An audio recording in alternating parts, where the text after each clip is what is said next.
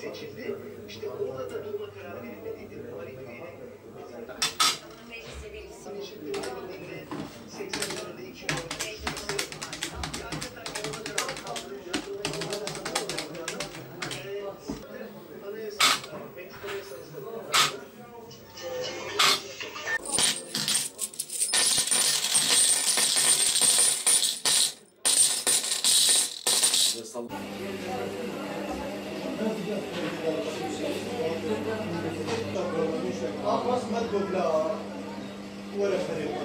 مسمى بالألماس مرتضى.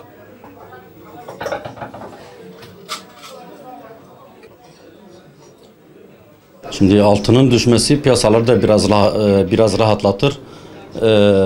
Bu pandemi yüzünden gerçekten de fiyatların böyle olduğunu kimse tahmin edemiyordu. Altın gerçekten çok yükseldi.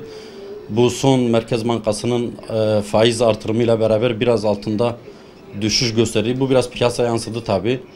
Böyle devam etmesini isteriz yani hem piyasa açısından hem de işin sürekliliği açısından bu birkaç gündür işler iyi yani. Eğer altın düşmeye devam ederse piyasa gerçekten de açılır yani. Fiyatların bu kadar da yükseleceğini kimse de tahmin etmiyordu bu pandemiden dolayı tabii. Fiyatların geri çekilmesiyle biraz alım olacak yani biraz piyasada da rahatlayacak.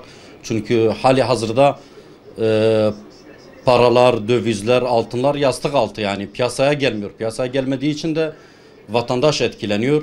Böyle devam ederse iyidir yani. Memnunuz. Şu anda bu pandemiden dolayı milletin alım gücü olmadı. Fiyatlar yüksekti. Belli bir gevşeme oldu şu anda piyasada. İnşallah bundan sonra bir işler açılır. Kuyumcu esnafı da biraz iş yapar.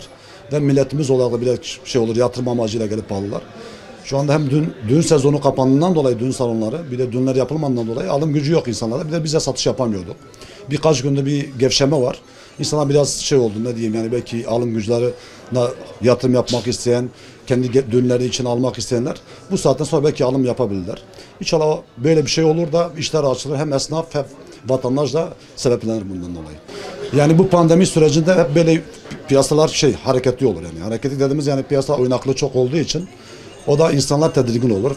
Alım ve fazla olmaz yani hem esnaf olarak hem olarak tedirginlik var piyasada şu anda. Ondan dolayı bu seneyi bu şekilde atlatacağımızı diyoruz yani. Piyasa hiç kimse kestiremez. Pandeminin direktmen gelecek açıklamalardan dolar tamamen dolarla endeksli olduğu için bir de Merkez Bankası müdahalelerinden kaynaklanan bazı şeyler olur.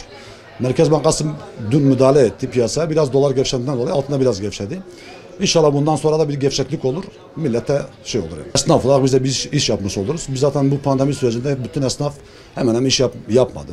Sadece yatırım amaçlı bir şey oldu. Takı kısmı şu an işler tamamen durmuş. Sadece yatırım amacı alan insanlarla yapıyoruz.